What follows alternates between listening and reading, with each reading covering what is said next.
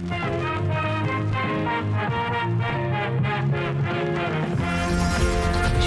to Delta. You're moving out to the island. Transported to the world's last paradise. And, like, as soon as you started recording, I don't know if the mic picked it up, but, like, someone fucking took a sharp turn outside my home. And it was like... Well, because they're here to talk about the island with us. You will fucking see. There's an intersection that, like, leaves the neighborhood I live in, and there's, like, a massive blind spot. And so, like, twice in the few years I've lived here, I'll just be sitting here reading a book or something, and then you'll just hear a massive car accident. No one dies, but okay. It's, you know, you can't really see that someone is flying uphill at you. Much like the people fly at the screen in The Island, the 2005. 2000 film. Whoa, I just had a stroke or something. Kubrick's 2001: A Space Odyssey, directed by Michael Bay. Hello, I'm your host, Diego Crespo. I'm here to bring you this messy opening for our failed Blockbusters retrospective. This failed opening for the failed Blockbusters. See, I even had to correct that, you fuck. Oh, well, whatever. It's all connected, is what it is. Hey. Much like the Twin Towers were connected prior to 9/11. Much like Building 7 didn't blow up itself. Yeah. You know what I'm saying? You might think that 9/11 joke is in bad taste. Because it is. But it's also connected to the film we're here to talk about today. Absolutely. Yeah. Also, that's my co-host, Matt Garingo. Yep, that's me. If you haven't figured that out by this point, what the fuck are you doing? You know, I think some people will stumble upon this episode just because they're curious about the Island retrospective. Yeah, no one's looking this movie up. You know what? I think it's going to have a resurgence at some point. It might, but it's that weird one where it's like... It's odd that the only Michael Bay film that is probably discussed less than this is his fucking Benghazi movie. Yeah, I don't know what the deal is with that. Remember, like, that Benghazi movie was coming and everyone was like, oh, fuck. Like, yeah. It was like, oh, this is going to be bad. And it was the election year, too. Oh, yeah. And it was like, oh, this is going to be bad. This is going to be bad. And then he just kind of did, like, a very basic, like, war movie, you know? Yeah, he did. I'll go on record. I'm a fan of that film because of his surprisingly, like, not completely chaotic direction. It has problems. It definitely has its problems. Yeah. But, like, what everyone expected was just, like, a nightmare. And no one on any side of the aisle really got that. Yeah. Did someone did someone want to make the Hillary Clinton is responsible for a Benghazi movie? I'm sure someone did. Someone want to do that, and then they just thought, let's just get Michael Bay to do it. Because Michael Bay definitely has, like, conservative leanings in his movies. Mm-hmm. But has never really been outright with his politics. And so I think someone maybe just made that assumption that he'll fucking go all in. And then he didn't do that. No, because, like, you know, we've talked about Michael Bay, and I'm ecstatic that we're finally doing a Michael Bay retrospective film on this. And on full disclosure, I have done a full Michael Bay filmography retrospective with the fine folks over at Talk Film Society. Thank you, Marcelo Pico, for kind of guiding the ship on that one. I was going to listen, but I didn't want to, like, if I listen to it, I will end up just repeating things. Yeah, so I have talked about The Island in full before. And I will give my full thoughts again there, but, like, if you're curious about my thoughts on all the Michael Bay films, apart from my Twitter, you can go check them out over there. Talk Film Society is a great just resource for if you want to grow to hate interesting Diego, podcasts. Oh, no, that you have to listen to the Alien retrospectives here on the Waffle Press. Yeah. History, I already know history will fucking vindicate you. Like, I just know it. I'm fucking Oh, on yeah, there. completely. I'm on there fucking blasting Ridley Scott. Mm-hmm. And, yeah. And so, hey, you know, whatever. I stand by my comments. Where do your comments fall on The Island? Or do you remember watching it? Let's start there, because no one's has seen this film. Well, it's on our failed blockbuster series. And it might shock people to know that there is a Michael Bay film that is essentially a bomb. I can't think of... Did any of his other films, like, bomb? I know some have underperformed, but none have been like outright bombs. It's a bomb, but it did make more than its production budget. It's still a bomb. Like it is. Oddly enough, so was the Benghazi film. Oh, okay. So the Benghazi it made the other like one. The same amount as production budget, and anyone that knows Hollywood knows that that's a failure. Yeah. I mean, that's a movie that's just going to be popular among a very, very narrow portion of the populace. Unfortunately, Dion Beebe did the cinematography on that film. Mm-hmm. He's like a legendary, like a living legend cinematographer. Yeah. Fucking Collateral, right? Collateral, Miami Vice, Gemini Man. I still have not seen Gemini Man. Yeah. Oh, but, don't worry. He's going to do Rob Marshall's Little Mermaid soon. He keeps working with Rob Marshall. They're buddies. I don't get it. You know what? He's way too talented for that director. Those movies look very good. He is always innocent. Yeah, that's one. There are no innocents in this world, Diego. No. Oh God, he did The Snowman. Yeah. Oh, that movie looks great. That movie looks great. Hey, that movie. That movie made me so depressed because I really like that director. Yeah. I hope he gets another shot because he's very talented. It looks like he had to go back to Sweden to get a movie made. So it's a comedy. Those always translate well. Yeah. Yeah, that's a shame. Yeah, The Island. This is I saw it on DVD when it came out. Did not see it in theaters. Because I don't think actually. Did. I don't think anyone saw this in theaters. Yeah, so I remember watching it because my dad worked for the gas company, and when all those dudes were like really close, right? And so one of his friends would always let me borrow movies from his like insane library of films. Like, this was when I first discovered, like, oh, people could have, like, a library of books and a library of films. And I was like, I don't know, 5th grade, when did this come out? No, I was definitely older than that. But I remember renting this from him and being blown away, and, like, I didn't want to give it back, and then I just got my own copy. I don't know if I'm blown away now, is what I'll say. Yeah. But what did you think of The Island? Well, initially I saw it, and I never really forgot it. I'll give it that. Like, it's one of those movies that is always kind of stuck in my brain as being like, oh, yeah, that was a movie. And I watched it. And honestly, the reason I kind of goaded you into doing this is because I was convinced that we owned The Island. That we had this movie in our DVD collection somewhere. And then I found out like a week ago, oh, no, we don't. So I had to spend like $3 to rent The Island. But, hey, you know, what are you going to do? Yeah, this movie is odd. It's one of those movies where it's like, I honestly don't feel comfortable calling it a bad movie, you know? Mm-hmm. Like, it's not this like horrendous train wreck. It has none of the stuff that like would get singled out in like a Michael Bay film. Yeah, you'd be like, that's what makes a Michael Bay film good, and that's what makes a Michael Bay film bad. This definitely has some of the good, has a lot less of the bad, but also is just kind of like not memorable. Other than it starts out as an extremely derivative dystopian thriller, and then halfway through it just turns into a Michael Bay movie.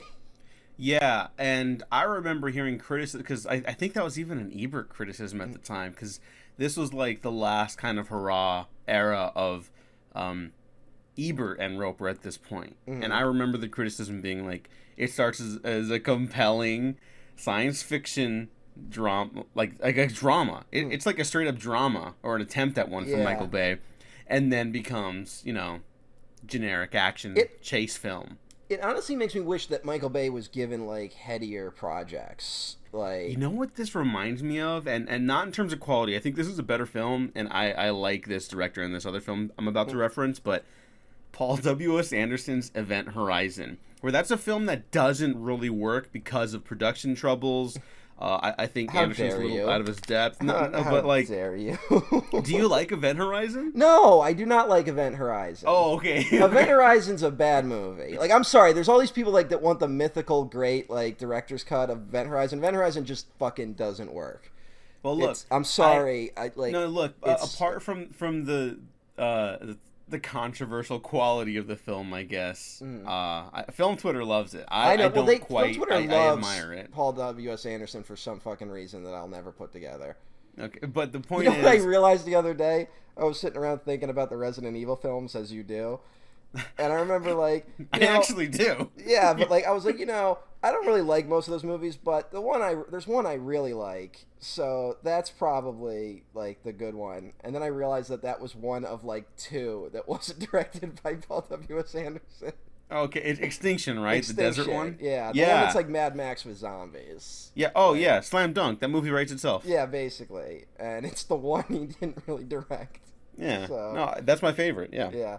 I think the worst one, though, is the other one he didn't direct, so... Oh, yeah. But I could see, like, there's definitely... I don't know, a Paul W. Anderson vibe with this. I don't know. No. I'm bringing it up because not even, like, in terms of, like, tone or anything like that, but, like, if Event Horizon had worked, that's like a gnarly, vicious film. Mm-hmm. Like, if it was, like, in its full form. Like, he really wanted to make it, like, a hard R science fiction thriller. And that movie just doesn't work, and he never tries to do something like that again. Yeah. And I feel like The Island is kind of has a similar effect on Michael Bay, where, like, after this, he's just in Transformers territory. Yeah, that's the sad thing, where it's like his next three movies are all Transformers films. Mm-hmm. Which are just, like... I know people like those movies. I feel like there were 90-minute versions of each of those movies. I would go to bat for them. But I just can't. Like, they're just very, like... just kind of like mean-spirited, and you can tell Michael Bay hates that he's making them. Like, I never felt more contempt from a director in a series of movies than those three Transformers movies. I've never seen Age of Extinction though, or The Last Night. At some point I was done. I think if you watch The Last Night, you'll at least laugh for a while, and then you'll be like, oh, this keeps going. Yeah, that's the thing. Like, I really think there are versions I would defend that are 90 minutes. Like, that's the problem, is those movies are too fucking long. And then he does, like, Pain and Gain, which a lot of people really like. I think it's fine. It's weird. It's like, I always say, I think Transformers, we got to see too much of Michael Bay. And, like, you can't unsee that side of him after the Transformers movies. And it affects some of his other work. I should see Six Underground. I tried. I watched, like, the first 20 minutes of Six Underground. And everyone was like, this is brilliant. And I was like, I would never say it's brilliant, but I did love it. People said those first 20 minutes were specifically brilliant. Oh. Everyone said, like, this opening is, like, it's pure Bayhem. And then I'm like, this isn't for me. Which I think is the polite thing to say. Yeah, I'd probably not. Well, like I was saying, for you then. I made the joke. I would like to see how Michael Bay would handle material like 2001: A Space Odyssey. Like, just his version of it. Mm-hmm. And, yeah, it's a shame that The Island is kind of the one time he kind of put... I mean, I don't want to say he put story first, because he didn't really do that here. But he definitely tries. He definitely tries, but the script isn't that. The script is incredibly derivative of other science fiction films, and it can be a little frustrating. And then, like, you can tell that certain pieces are just taken from other science fiction movies because that's what they think are in science fiction dystopian films, and then they don't really gel super well together. Where it's like, this isn't when you're on the fucking whatever the first place is, the place that isn't the island, it feels like a pastiche of just scenes you've seen from, like, 70s science fiction films. Mm-hmm. But then none of it really, like, when you start trying to think of how it fits together, it doesn't really work. Not that it totally has to, but, you know, there's a smarter version of this film. The script isn't, like, outstanding, but I do think it's pretty sturdy considering who's involved. The 9/11 joke is because Alex Kurtzman and Roberta Orci were the screenwriters for this, and this is their first collaboration with Michael Bay. After this, they do the Transformers stuff together. You know what's pretty fucking funny? If you're on Wikipedia, it used to, if you scroll down the bottom, you know, there's that thing that shows, like, Michael Bay, like, filmography and stuff like that. It'll link you to other related articles. Mm-hmm. It used to say Kurtzman and Orci, but now it just says Alex Kurtzman. Oh. Because I don't know what planet Orci's on right now. I think there's a reason they don't write together anymore. Yeah. He seemed like a weird guy. Yeah. He wrote an untitled Marvel script for Sony. Oh, well, because they were they would get hired for everything because they would say yes to everything basically. Yeah. And so they were going to be instrumental in like that failed Spider-Man universe that the Amazing Spider-Man 2 was supposed to launch. Yeah, and they have their hands in like so much shit, and you could tell they must have been those guys who were like really good at pitching movies. Mm-hmm. And kind of like that might explain how Colin Trevorrow has a career. But yeah, we made the joke about 9/11 because it's pretty much out there that although they've tried to scrub it from the internet, that Roberto Orci is a 9/11 conspiracy theorist, 9/11 truther, and I just gotta say, like, people like that can't write scripts. Because like you can see watching this movie, you have to be a 9/11 conspiracy theorist to believe that the conspiracy we're watching could be pulled off. It involves so many people at so many levels of so many different organizations that all have to be working together purely for evil reasons that it doesn't make sense. But it makes sense if you believe that our government did a controlled demolition on the Twin Towers.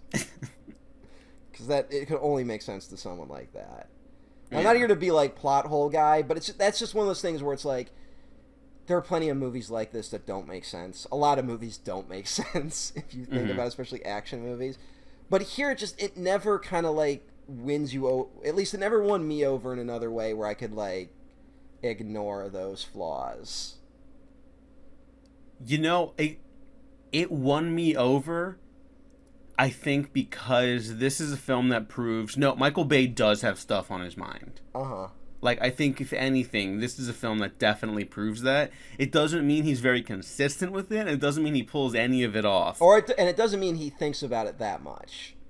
Yeah. I mean, it's like it fits in spurts for sure, but like he definitely wants to say stuff with his movies while entertaining you. You know, like I think he's I watched some of the behind-the-scenes stuff on this, too, which is available just on YouTube. Now, a lot of the old DVD extras are available on YouTube, if you're ever curious about stuff, because that's, like, a lost art form in and of itself, basically, at this point, unfortunately. And he's like, yeah, a lot of it is about the production on the action. He's like, yeah, I want, like, 5 cameras here. I want to capture everything.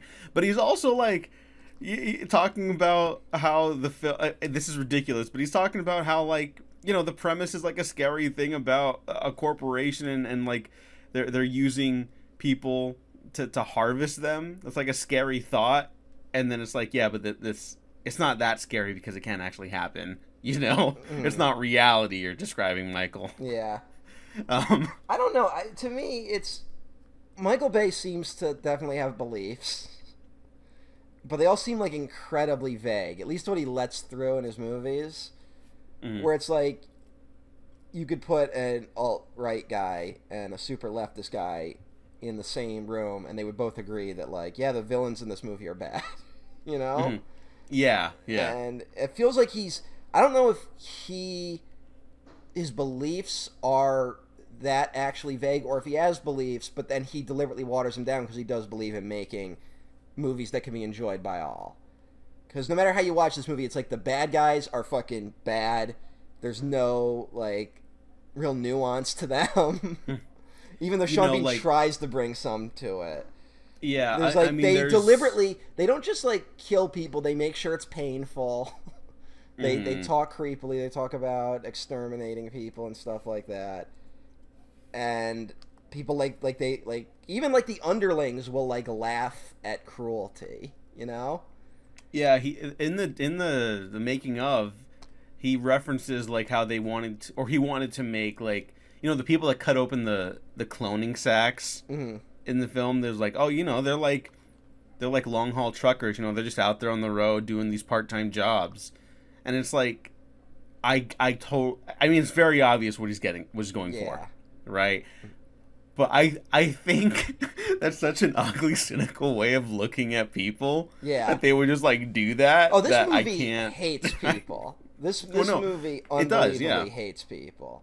Which is I another think thing all that, Michael Bay films, to a degree, hate people. Yeah. Which is why they're kind of interesting sometimes. No, you know? totally. They're definitely. It's this weird thing of. I don't know how to explain it, but Michael Bay has this weird thing where he seems to hate people, but like kind of loves America.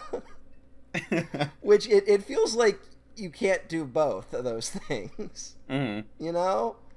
That's incredibly strange. And all of his films, they try to leave you like on an emotional high of like, oh, but people can come together and pull stuff off, you know? Yeah. And a lot of the detractors of Michael Bay and Snyder say they have comparisons with like the loud, abrasive action, and I think the real comparisons are just that they're gunning at like 11 out of 10 every time, and that tends to lead to a lot of their problems, and that they maybe don't have a super specific point of view in their filmmaking stuff, which is why, a lot of like grifters and like alt-right people latch onto both of the director's filmmakings, unfortunately. I mean, it leads to a problem where there's an action scene in the middle of this movie that feels like it goes on for like 4 fucking hours. Mm-hmm. And it's pretty impressive stuff, but it just keeps going, man. Like, oh, yeah. It was like, I was like so caught up in like moments where I'm like, wow, that's like practical shit happening on there. And it's like a hover bike, you know? Mm-hmm. It's like, wow, they really found like ways to like make this seem real. Whereas like I can see how it would be done today and it would just look like a cartoon, you know? Mm-hmm. And that's like awful. But then like he does it here and it just keeps going, and at a certain point you just become numb to it.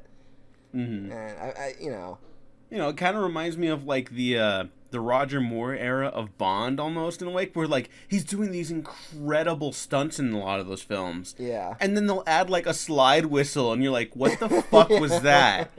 Like, why would you do this? Is like the most incredible car stunt I've ever seen on film. No, he does the why would you put that in the movie? Or why does he team up with like a racist southern sheriff? Yeah, like what? In like Vietnam. You're like, what is that? Is that just Smokey like, and the Bandit? Did Smokey and the Bandit come out and like we have to have fucking Buford T. Justice in this movie? Oh, yeah, that's probably why. But it's just, what the fuck are you doing? Mm-hmm. That's a very good comparison. Thank you.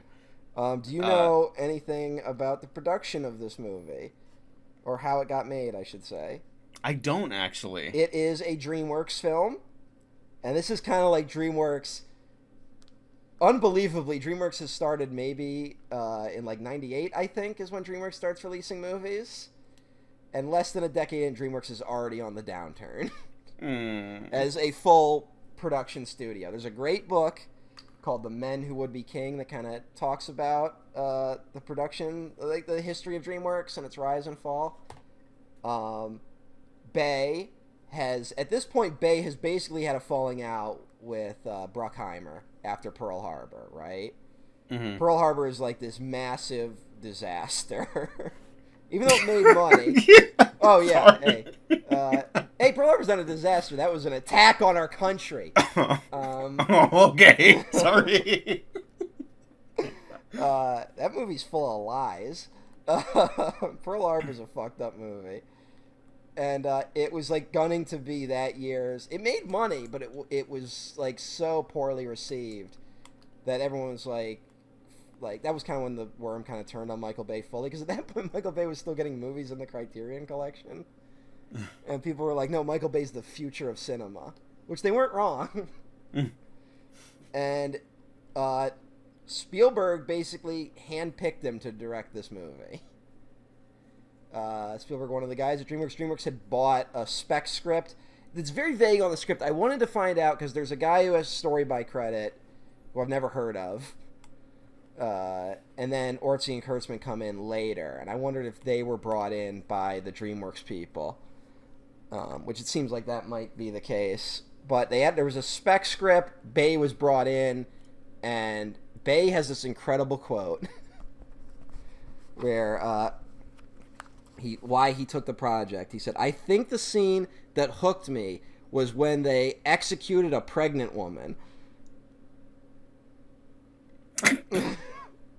Well, hey, I mean, I definitely have questions.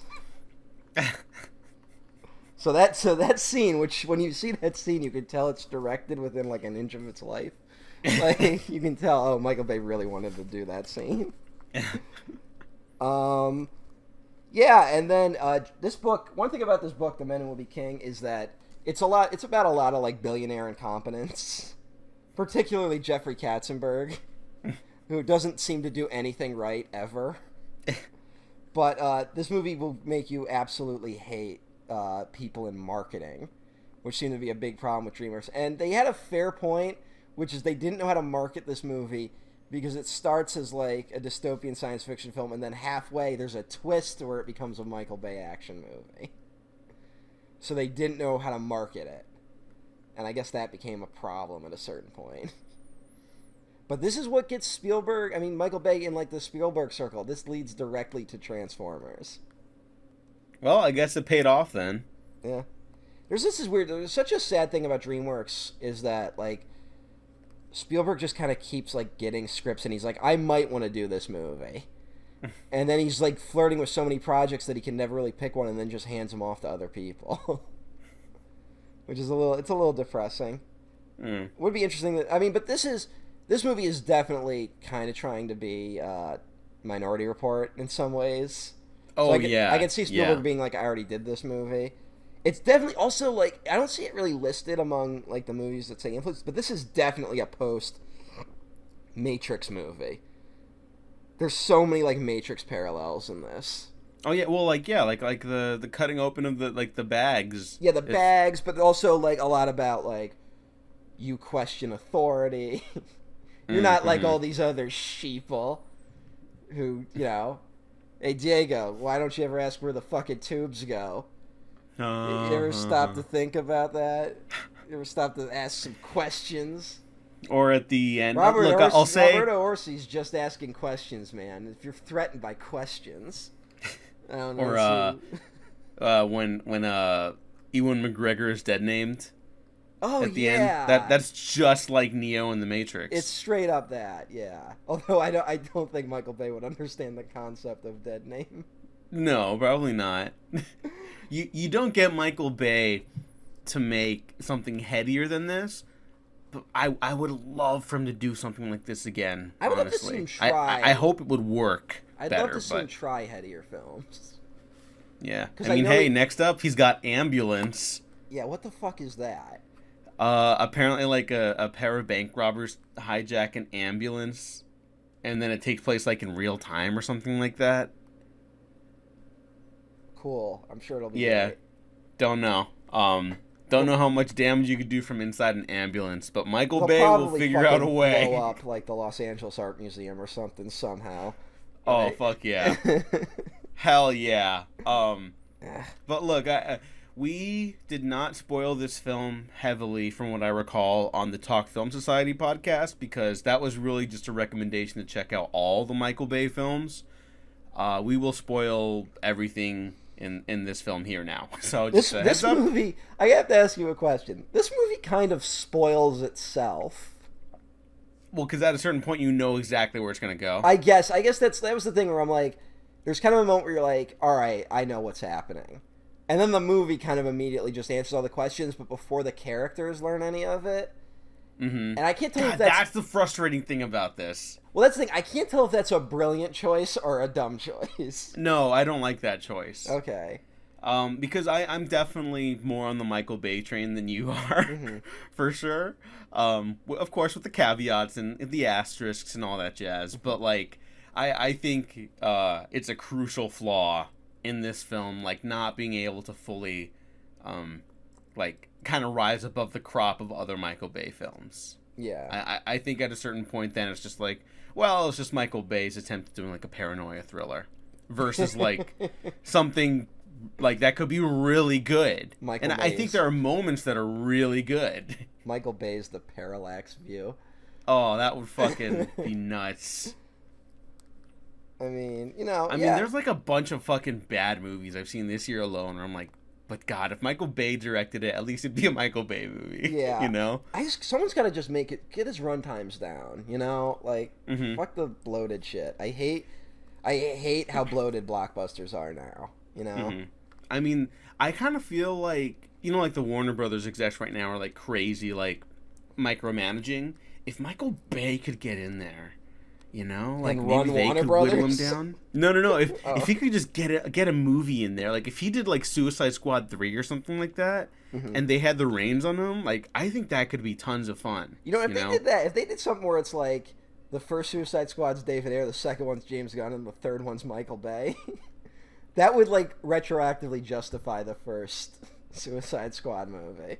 I don't know about that. It totally would. If you started giving it to like fucking crazy people who are also sometimes incompetent, like it would create like a weirdly uneven movie where like anyone could have a favorite. It'd be interesting. I think it'd be weird to see a movie with those big ups and downs. But hey, does the shoe thing ever come back? I don't remember. Like, there's a very point at the beginning where it's like, I only got one shoe. And you feel like that's going to be a thing where it's like, oh, look, there's the fucking, like, chaos theory from fucking Jurassic Park. Like, there's a flaw in this perfectly controlled system. All systems are brought down, man. And I don't think it ever really comes back.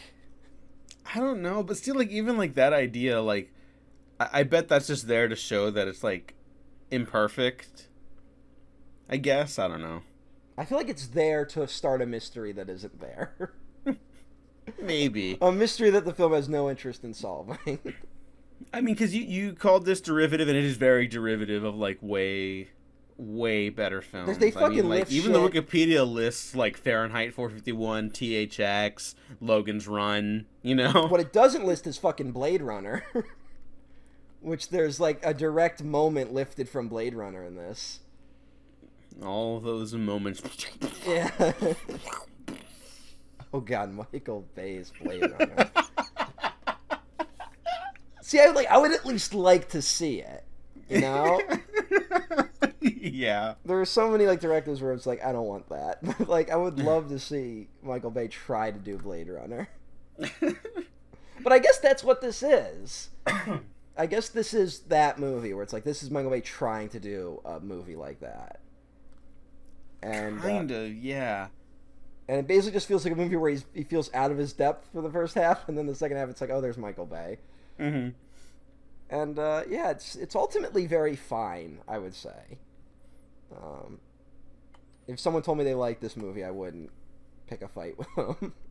Yeah, I you know what? I would still say it's like top 5 Bay, just because the stuff I really like. But it's like a frustrating experience, because like when they give away all the weirdness of the science fiction dystopia stuff before the characters get to understand it and like discover it, it's like, it's almost like the film's telling us like, yeah, we know you've seen this before, but that doesn't make for like a compelling viewing experience, you know? It's like, I don't care if it's derivative, just like commit, man, Yeah, well, that's the thing where I said, like, when we talk about this feeling like a pastiche of other films, it's one of these things where when you do something like that, you end up with a movie where the elements all feel like they're from different movies that don't fit together. So it ends up making the world, like, not really that cohesive, which is kind of important if you're doing a science fiction film like this. And it leads to frustration where, like, it's both, like, too complicated and too obvious, It's that weird, like, well, of course they're clones. Like, you'll figure out they're clones pretty quickly.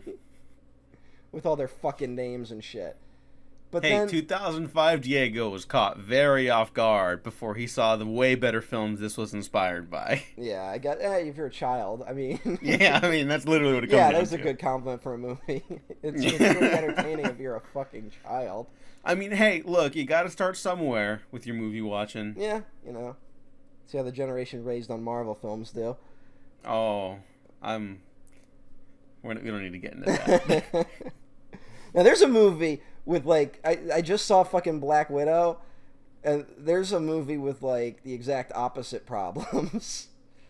Where it's like they get the character stuff functioning, like, perfectly well, but then all the fucking action is boring as shit. Which is pretty much, it's all the good and all the bad of the Marvel films in one movie. And this is kind of all the good and all the bad of Michael Bay in one film. Oh, how's Scarlett Johansson in that? Because, like, you know, she's like a talented actress, I think. She's just like a clown, like when she talks in interviews now. Yeah, I don't pay attention to interviews, but I'm assuming she said some dumb things that I've seen rise to the surface. She's to paraphrase you, she's ass out quite often. Yeah, it's unfortunately it's you know, there was a time where she was like taking interesting roles, and I don't know, maybe. Well, she was in the Marvel stuff for so long, like towards the end there, that like it takes up all your time, you know. Maybe. And I mean, that's not even like a criticism about the quality of the films. It's just like the production of them. They take up like years of your life. You can't say yes to other stuff. I'm blaming Colin Joust. Yeah, that's fair too. Yeah. I feel like she might. I'm just gonna go there. Or she was always like that, and then she found her perfect person to be with, which is unfortunately Colin Joust. Yeah, I don't know. Her character's fucking boring in this. Like, she doesn't really get a ton to do. Her big thing is that she can tell when Ewan McGregor's lying. Like, that ends up being about it. And part of the problem is that there's no real consistency with the whole thing about them. Like, they're basically children, right? Like, because they're clones, so they're basically mentally children. So it leads to her acting like a child. Which, unfortunately, is hard to distinguish from some other women that appear in Michael Bay films. But, yeah, there's just not a ton here for her to do that I can think of. She's kind of just the, like, love interest. Yeah. I think one of the ways to fix this film is to kind of just, like, make them one character. Yeah. You know. Well, you need they're doing the man-woman thing because it's like kind of Adam and Eve, you know. Oh, like, yeah. Well, yeah. I mean, there's a very specific point about like, well, we take away sexual desire from the clones, like that's said at one point, and then of course by the end of the movie they're like sexually attracted to each other, and it's kind of like, oh, Garden of Eden, they're aware of their nakedness, blah blah fucking blah, stuff that like I feel like someone somewhere could write an interesting paper on this movie. That would be more interesting than the fucking movie. But, yeah, I don't know. I feel like I'd want it from her perspective, maybe. I'm just sick of a guy like the Ewan McGregor character is so, like, basic, like, I'm not a conformist, man, you know? It's written by someone who has a very high opinion of themselves. Yeah, maybe you switch the main POV character, like you know, when Shane Black wrote like The Long Kiss Goodnight, like to make that film work, he changed it from a man to a woman, and it's like, oh, then it becomes about motherhood and female identity, and it like the film didn't totally fell into place. Didn't Shane Black say that he was later regretted making it a woman lead? Did he? Oh no. He has a quote somewhere, and I think he was more talking about like the business side of it. Oh, okay. Where he was like, the producer said you can't have a woman lead, it won't make money. And then he was like, and it turned out they were right, the movie didn't make money. So, because I don't think he hasn't done a female lead since, has he? No. You know. Now there's a good movie that's also got weird conspiracy undertones. Yeah, but that movie is also like a 5-star experience, so. Yeah, but that movie directly invokes false flag operations. And says that the World Trade Center bombing was probably done by the CIA. How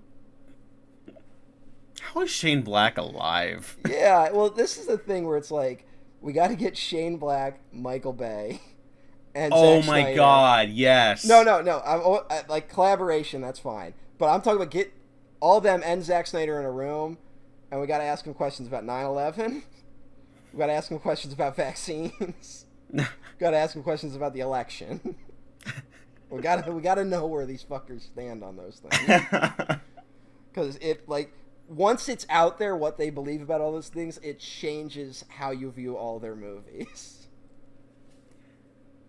I feel like Shane Black's mostly on the up and up when it comes to that stuff. I feel comfortable. Yeah, but it's weird. It's that thing of, you know, liberals are totally susceptible to fucking crazy conspiracy theories as well. You know, I mean, Bill Maher prides himself on being a liberal, and he's a pretty big conspiracy theorist.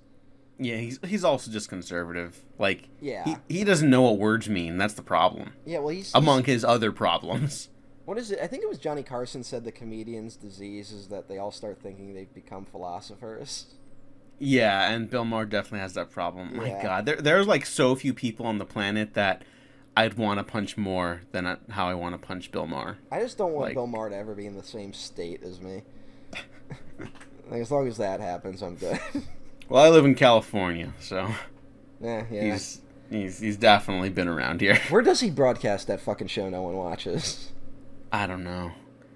I really love the music in this film. I think Steve Jablonsky is one of the more underappreciated, like, blockbuster composers of the last 2 decades. Mm-hmm. And his work with Bay tends to, like, really strike a chord with me. And there's a very familiar music cue at the end of this film. Yeah, that was, I don't know if you want to hold on to this. Well, you went to music, so I assume you want to talk about it right now. I do. All right.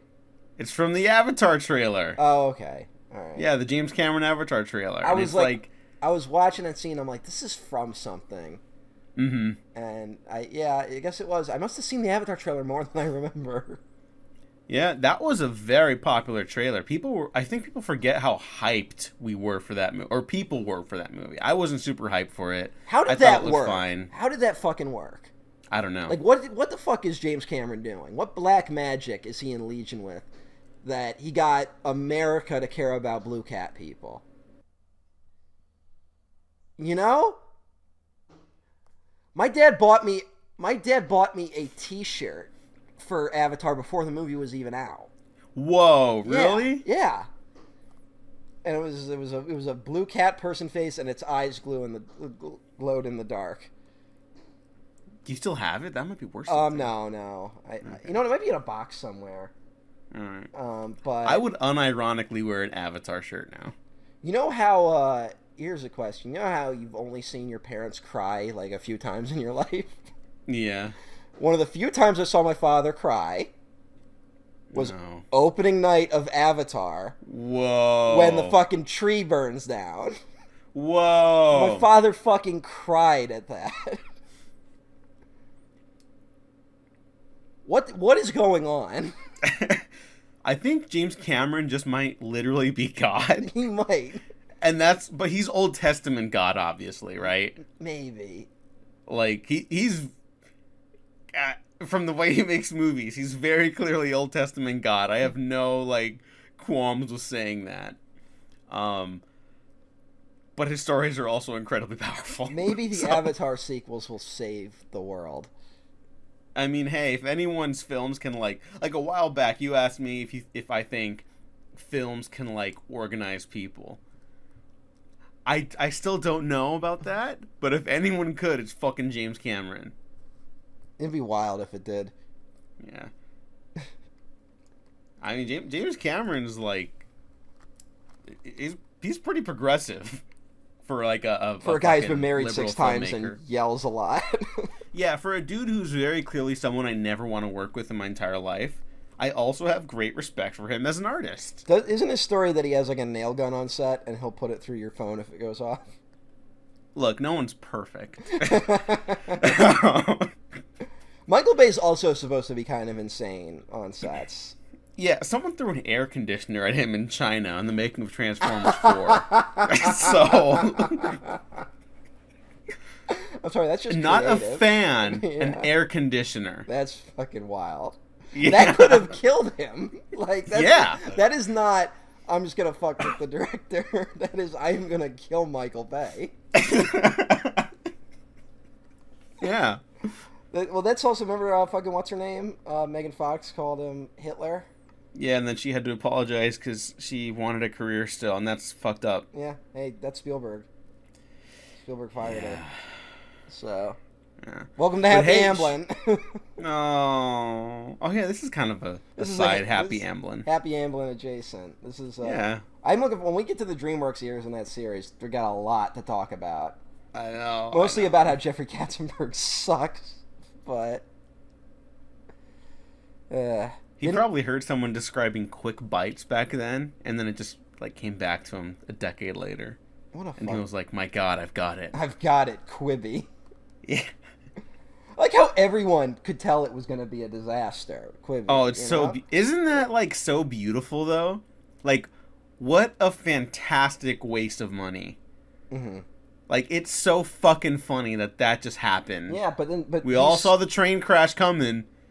It would be funny if, like, then Jeffrey Katzenberg is, like, one of those washed-up billionaires who has to wear, like, a barrel for clothing. If, like, that's how it ends, but instead he's still a billionaire. Oh, yeah. Like, that's where it stops being funny. Did you know Spielberg is worth $7 billion now? I feel like I did. Yeah, but he was, like, last I checked, it was $3 billion. No, well. Somehow that shocks me more. It kind of does. Why doesn't he fund his own... Like, he could literally pay for his own movie to I don't know. Be made. There's something up with fucking Spielberg. That's unfortunate. Yeah, something's going on there. But also, Spielberg definitely has that thing where he's definitely got... You know, every director has an ego. Mm-hmm. I think Spielberg still feels like, I'm Steven Spielberg. Every movie I do has to, like, fucking bend culture around it in some way. Even though he hasn't been that in a while. And, I mean, there was that huge push for fucking Ready Player One. It was like, they were selling all those fucking t-shirts that had, like, Sixers written on them or whatever they called themselves. I missed that entire marketing push. Well, yeah, Whoa. You had to go looking for it, was the thing. But if you were paying attention, it was like, they really thought this was going to be something. Well, and then you watch the movie, and it's like Spielberg being like, I kind of regret my whole career. Oh, kind of, yeah. But, like, the film, like, that's another one that kind of vanished. That didn't fail at all, but, like, it came and went. Well, much like Ready Player One. I mean, the book kind of had the same arc. Mm-hmm. And to the point where the only reason people were talking about it recently was because the sequel was, like, such a train wreck. Oh, yeah. Which, you know. Not shocking. No, not at all. Yeah, it's weird. This is a relic movie because it is like kind of the death of DreamWorks era. Mm-hmm. Because DreamWorks is supposed to like fucking change the whole system, and didn't do that. No, it didn't. The biggest thing DreamWorks brought the culture was Shrek, which is now the second time we've brought up Shrek on this retrospective. God, it is, huh? Yeah. Well, Kung Fu Panda. I mean. Yeah, I know it's not as big. But Shrek is like the thing, and it's, you know, they're technically involved with Transformers, but that was like after Paramount bought them. Mm-hmm. And yeah, that's where Spielberg just becomes like the businessman, you know, and it's a shame. You wish he kind of could have stayed in that he makes movies area. Yeah, like, I am pro Spielberg doing dramas and stuff like that. Like, I think the older you get, you do start appreciating, like, just a good old-fashioned drama more and more. Mm-hmm. But I do wish he did also, like, more genre stuff. Like, doesn't have to be huge, but, like, I'd like to see Spielberg, like in duel mode again or something like that, you know? But, like, a bigger budget duel. He almost did a horror movie with Stephen King. In like the late 90s. No, that's right. Was it Rose Red? Was it Rose Red? Like, I think Rose Red came from that's a mini series that was written by King. I think that was like the beginning of I think it started as a Spielberg King project. Oh, okay. I do remember he almost did The House with the Clock in Its Walls. Oh, like, he was, like, there for, like, a second, and then he gave it to Eli Roth. Like I said, like, the thing, once the DreamWorks era kicks in for Spielberg, it's him, like, buying scripts, so he's constantly circling projects, almost doing them, and then kind of hands them off to someone else. And, like, it's so weird. And, like, a lot of those movies end up being hits. Or, like, moderate, like, interesting movies. And now, like, Robopocalypse, I guess Bay might be doing Robopocalypse now. Which is he's been in talks to do it for, like, ever. That one might just be in development hell. Yeah, but it was that thing of, like, Spielberg, like, was casting that movie. And then, like, backed away from it. And then there was, like, Interstellar. Spielberg worked on Interstellar for years. And then Nolan does it. It's just weird. It feels like Interstellar would have been, like, a perfect film for Spielberg.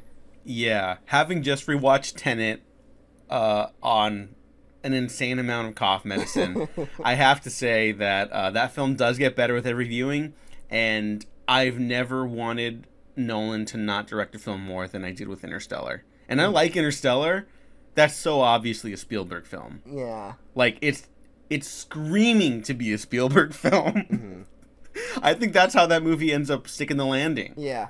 I guess the only thing is that the original script for Interstellar is supposed to be, like, insane.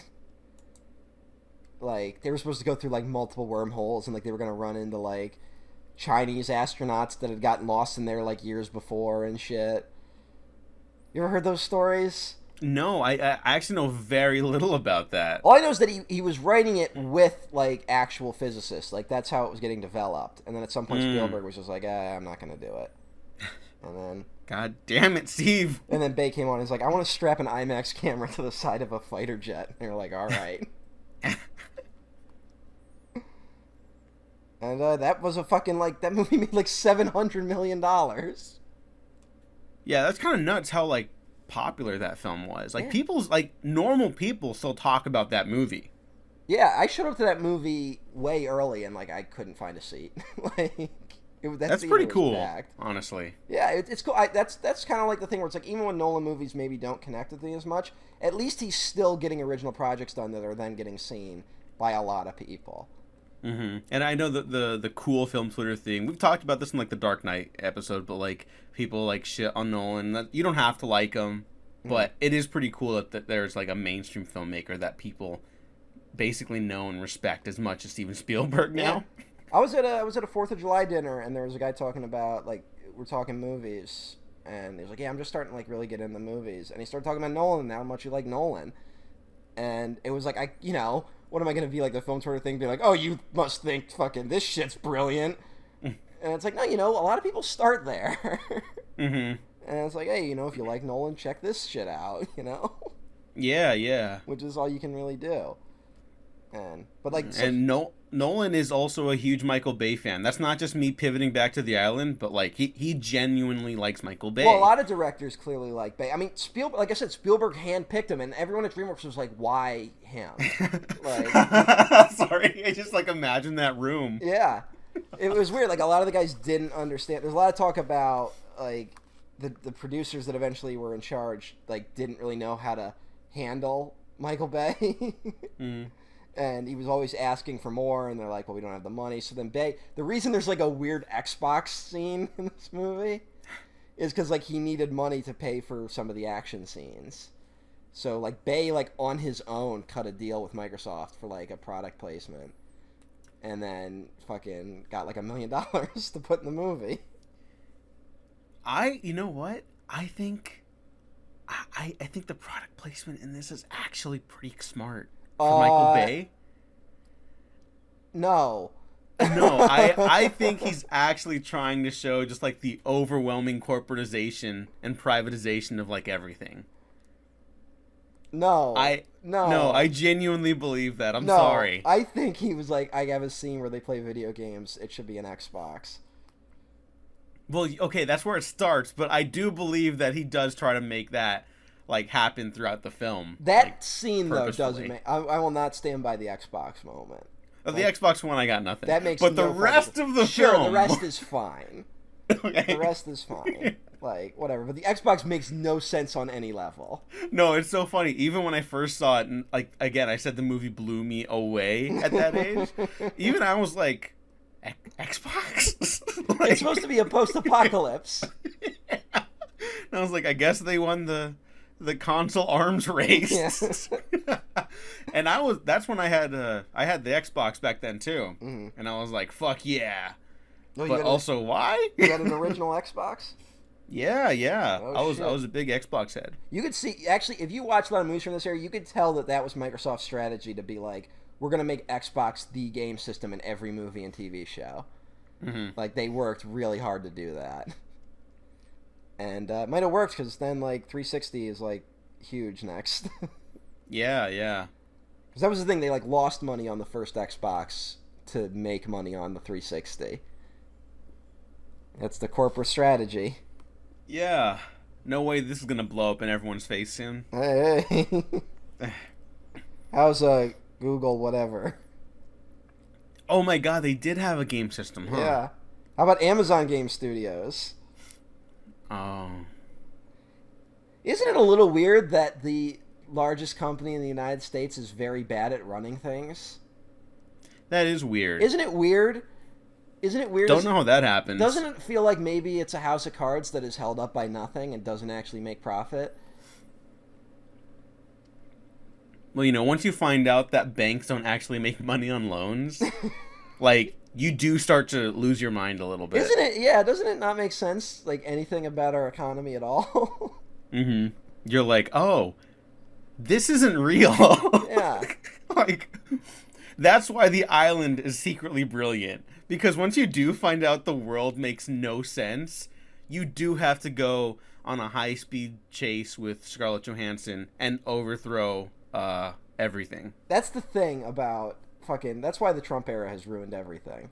Because now every movie that doesn't make sense makes sense. Mm-hmm. Because it's like, yes, evil people would be that incompetent. Like, I mean, yeah, that's just so, like, anger-inducing about the world. It's like, you always heard, well, these villains wouldn't do that. That's not very smart. That's too evil and obvious. Like, no one's gonna buy into that. And it's just like, literally this morning or last night, there's that quote where Donald Trump was like, everyone thought I'd get better after two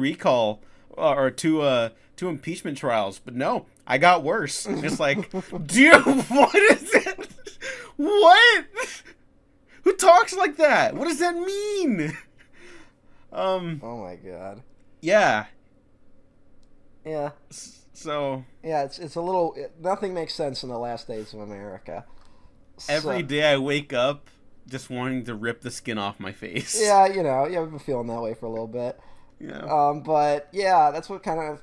I guess the thing that, to me, I'm talking about this movie hating people. This might be like the most cynical thing I'll ever say. I feel like a better version of this movie would be that everyone's aware of what's happening, except the people except the clones. Like, this movie the movie makes it very clear that all the people who are like, all the billionaires, all the people that are funding this, they think they're just like these slabs of like bio meat that are grown in labs that can grow organs, right? Mm-hmm. And it's like, they're not live, they're not sentient, they're just these things, but it's bullshit. And there's actually all these clones out there, and if people know the truth, they'll do something about it. And I'm not saying that, like, people would be complacent with this kind of thing, but I am saying that I think a corporation could get away with just doing this. It kind of, another film this reminds me of is Total Recall, which Total Recall handles like it more satirical elements that I don't think Bay is really capable of. But the idea that, like, it does become like a chase movie at a certain point, and it starts hitting these beats about like agency and like identity, and who you are isn't really who you think you are, and you are who you choose to be, and stuff like that. That is ultimately the message of like The Island too, right? Mm-hmm.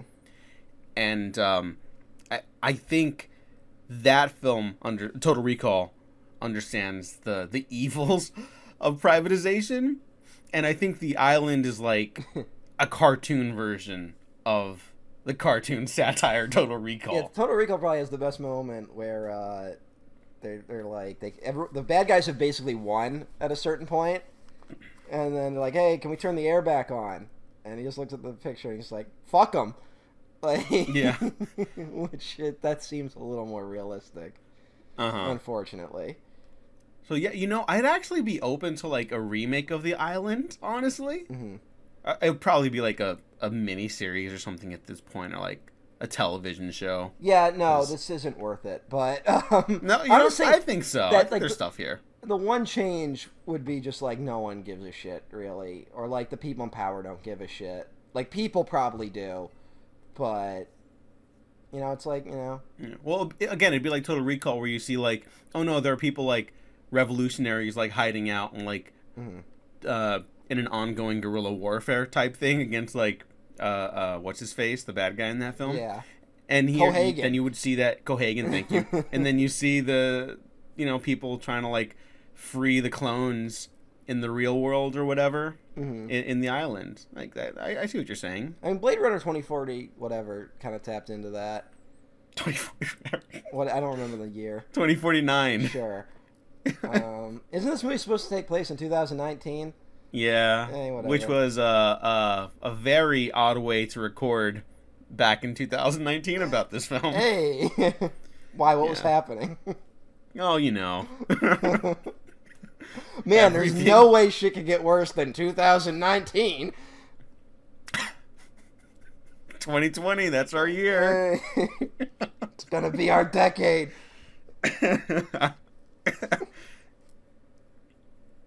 Things are going great. Things are going great. We're not really talking about the plot, and like I guess we don't really need to, but I also want to shout out Jimon Honso, who is, I think, a remarkable actor who's never gotten like the roles he deserved. Yeah, I don't know why, other than racism. Yeah, like I probably talked about it before, but like I kind of have a soft spot for the trashy Blood Diamond film, which is like very white saviory and all that bullshit. But Jimon Honso gives an unbelievably good performance in that movie. And it's like, oh, this should launch him into the stratosphere. And it just didn't. He has done like 3 movies where it's like a white savior movie, and then he's the black guy in it. Yeah. Like, that's weird. That's weird. Yeah. Oh, but he's in Matthew Vaughn's The King's Man later this year. I'm sure that'll end well. Oh, boy. Didn't that movie get reshot like completely? I don't know. I don't think it did. Because it was supposed to come out in like 2019. Yeah, and then they pushed it back, and then COVID happened. Yeah. So. But that's weird. Yeah. Those movies suck. Fuck those I like movies. the first one still, but I'm not going to defend him anymore. Because once you see like the second one, it's like, oh, this is Matthew Vaughn. Got it. I'm done. Yeah. Yeah, that one broke me. Fuck movies. But yeah, Jimon Honso, someone do something. He's too good. Yeah. He was even like... He's just too good. And now he's like falling in this weird thing of being like really like minor, like antagonistic characters. Like he's done that a few times. Yeah. He was in fucking Quiet Place Part 2. And basically wasted in it. God, he's got like one really good scene where it's like that's why they got him for it, and then it gets dumb with his character real quick. But God damn it! You know what? I actually like Quiet Place too.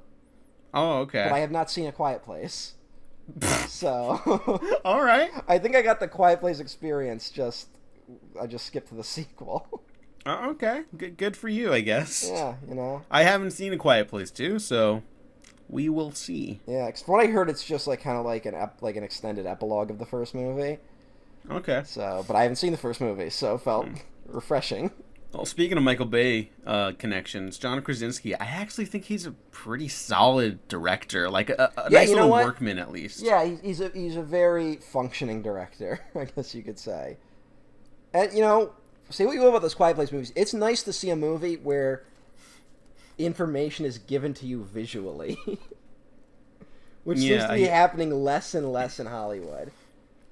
And like I've heard this continues in A Quiet Place too, but the writing is like not the strength of those films.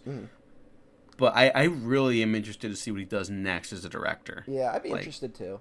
Yeah, I was thinking of again, not to bring up, but I saw Black Widow recently, like I said, and that's a movie where there's kind of a twist in it. Towards the end, and you can basically figure out what happened without the movie explaining it, right? Mm-hmm. Like once the twist happens, you go, "Oh, okay, that's what happened." But then the movie does like an extended flashback where they basically spell out exactly what happened, and it's like you really didn't need that. Yeah. Well, that's like what happened with like in WandaVision. I was like into that show, and then the 4th episode just hits you. No, don't worry. We're going to explain everything. Don't worry. It's not too weird. It's okay. And then I was like, nah, I don't need this. Yeah. Sorry. That's the Marvel problem, you know? They don't trust their audience. Mm-hmm. And frankly, being in a theater with people seeing Black Widow, I don't trust their audience either.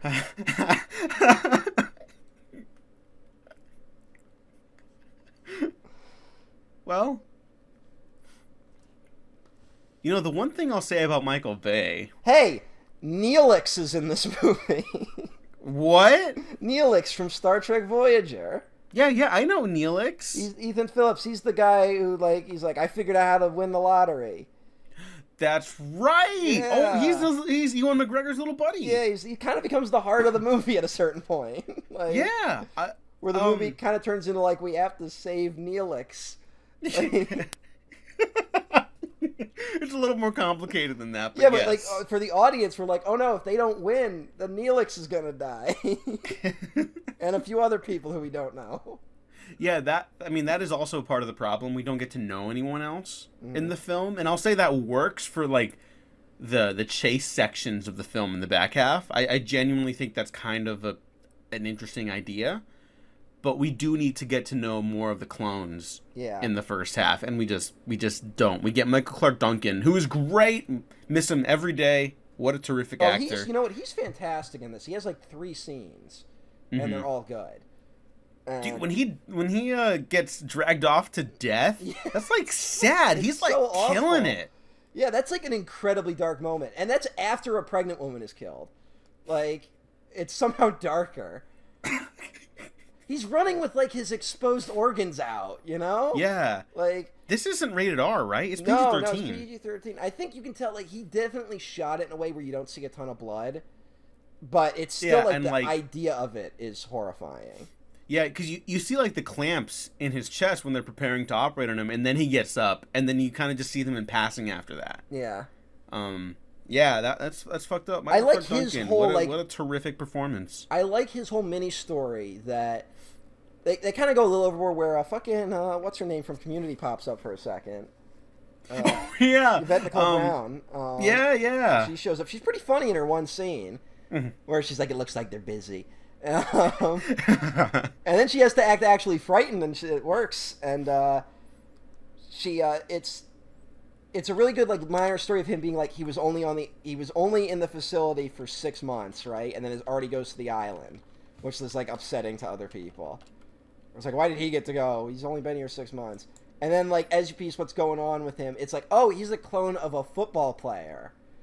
So, like, whenever you join fucking the NFL in the future, you just immediately get a clone. Because they know you're going to get fucked up. Like, that's an incredible little story buried in this. Hang on. There's someone else I want to shout out from another NBC show called Chuck. I don't know if you ever saw Chuck. I saw parts of Chuck. Okay, Big Mike. Yeah. Big Mike is the construction worker who helps them up when he's like, oh, I know Jesus loves you. Because Michael Bay always has to have his little comedy beats in the big action stuff. And you know what? Call me cynical, call me too kind to these films. They're working on me more often than not at this point. Yeah. So. Sure. Fuck it. I saw that guy, and I honestly thought it was the dude from the Weird Al Fat music video. Oh. I haven't seen that, so it might be. I don't know. He had this very similar look. Okay. But, yeah. Who's the guy who's, like, the one, like, annoying clone that no one really likes? Who's that actor? I don't know. Let me see. Brian Stepanek? Yeah, he's been in stuff. Yeah, he's... Oh, well, of course. He's Mr. Givens in Young Sheldon. Oh, all right. I just saw that on the IMDb. I've never seen that show. I know I've seen him in stuff, and I can't really place it. No, he's been around. He's one of those guys for sure. And he's probably been in other Michael Bay stuff, come to think of it. Yeah, you're probably right. Yeah. The guy who played the principal on Phil of the Future shows up for, like, one scene. I missed Phil of the Future. Should I go back and check it out? Absolutely not. Okay. None of those shows really hold up. Even Stevens. I have not watched Even Stevens. All right. Isn't it? Hey, it's a little weird that, like, in the past year, like, basically all the stars of those shows have gone through some horrific shit. Why? What's Shia LaBeouf up to? Hey.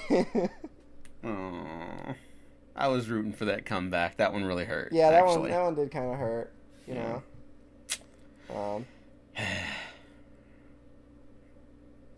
Steve Buscemi. Steve Buscemi. Oh, yeah, let's talk about Steve Buscemi. Maybe the greatest actor of his generation, and I'm not even joking. One of the greatest, at least. He's great because he sells stuff that absolutely shouldn't work. Yeah.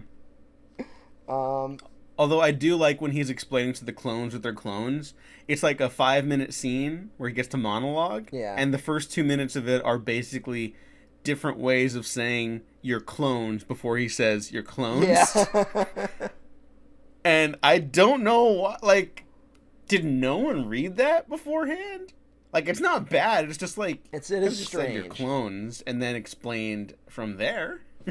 Yeah, like, it feels like the version of that scene in another movie would be like, you're clones, and then they don't know what clones are. Because they're like children, right? Mm-hmm. And then he has to try and explain he can't really do it. Because he's like a fucking construction worker who goes to a bar. Oh, there's a gay joke in this.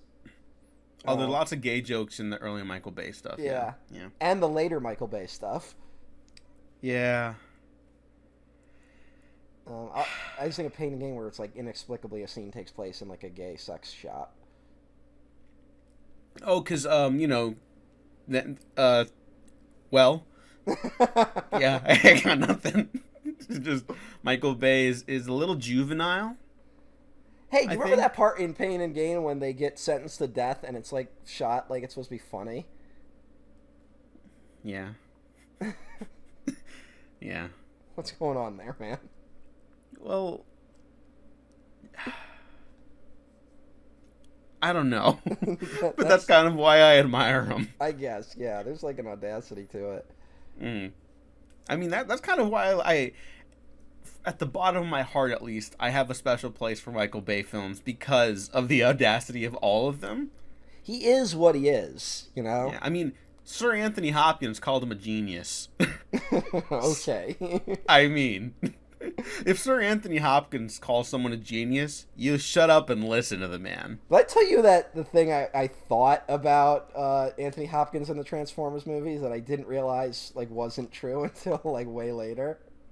What did you think? I don't know where this got in my head, but I thought Anthony Hopkins in Transformers: The Last Knight was Winston Churchill. I think you did tell me that. And I'm just like, sure, Winston Churchill's here now. He works with the Transformers. I was a little disappointed to find out he wasn't Winston Churchill. I'd watch that movie. Like, fuck it at this point. Like, just Darkest Hour, but with Transformers. Yeah, exactly. We will never the Transformers were at Dunkirk. Oh my god, can you imagine? We win the Battle of Dunkirk. No, when Optimus Prime shows up. No, when Kenneth Branagh, he's looking out to the sea and his commander is like, "What is that, sir?" And he's like, "Home." And then it's Optimus with the Transformers music. Cybertron. Dun dun dun dun. It's the All-Spark. Dun dun dun dun. I know that Transformers music by heart. It's really good. You know what? I just can't bring myself to really revisit those movies. No, I'm not even telling you to revisit the movies. I just think the scores are really good in those movies. That's too even close. when they don't deserve it. I feel like I'm going to get like lung cancer, like secondhand smoke. Oh. But Steve Buscemi, I want to go back to him because he dies horribly. A lot of horrible. That's something I actually kind of appreciate about this era of Michael Bay. Michael Bay wasn't afraid to like kill likable characters. Mm-hmm. Where like I think that's why, Armageddon kind of has its staying power. Like because half that team just like gets wiped out immediately. Owen Wilson doesn't even make it to the asteroid. Yeah. And let me tell you, when I first saw that movie, I was a big Owen Wilson. I'm still an Owen Wilson fan, obviously, but like, I was like, oh, I love Owen Wilson. And then I see that movie, and I was like, no. But like, I was so sad. You get someone like Max or whatever. Was that the guy, the big guy in it? Mm-hmm. He was like one of like his divine. He's like, I just want to live to see the Cubs win a World Series, and he fucking just blows up. Yeah. That's a pretty brutal movie at the end of the day. It is. I want more of that. Like, get that Michael Bay to do a Suicide Squad movie. Another movie, though, where I could be like, cut 30 minutes. Like, fucking goddamn. Oh, you could do a lot with that movie. You could do a lot with that movie. I'm not gonna go super hard to bat for that one, but and maybe you cut could do a lot. the late era Aerosmith in the movie. Don't want to close my eyes. Hey, you know, what are you gonna do? Yeah, but yeah, Steve Buscemi goes out. He like, kind of like damn. He's the one who like he. Although here's something I don't fucking understand about this movie. So like one of the things that starts happening is they realize that Ewan McGregor's like whatever group he was grown with has a flaw in it where they will develop curiosity at a certain point and they won't be docile like they're supposed to. Which is how he was able to, like, learn things, correct? Mm-hmm. But then the movie also kind of implies that it's because his buddy is Steve Buscemi who's, like, been giving him stuff that he's not supposed to. But he's also having dreams about the boat. Yes. A lot happening here. Stuff, like, we could go into, but it's also, like, not really worth it. Well, it's just very inconsistent, you know? Like, we were talking about how Michael Bay is, like, he's got stuff in his mind, but he's inconsistent to, like, when he wants to, like, apply it or, like, how long it keeps his focus, you know? Or keeps his attention. And that's kind of in the writing, too, which is, like, it's very unfortunate because, like, I keep describing it as, like, a very frustrating experience because I want to love it, and I don't love this film. Yeah. But there's stuff in it where I'm like, God, it's so close. It's so close to being, like, Michael Bay's, like, potentially best film if it all came together perfectly. And I guess that was another problem with it. I guess in the DreamWorks book they talk about that this was a very quick turnaround for this movie. That like they basically hit the ground running on the thing because they were desperate to get movies out for the year 2005. Aww. It was at one point it was like one of only 2 movies they had coming out in 2005. Whoa. Okay. Release date July 22nd, 2005.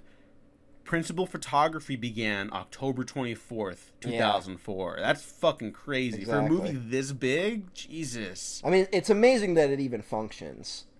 Yeah, you know what? Putting that movie on that curve, I appreciate it even more, honestly. That's pretty crazy. All right, here's a moment in the movie. There's a scene where he complains about tofu. I just want to point that out. Mm-hmm. Which is something that's starting to get on my radar as a problem.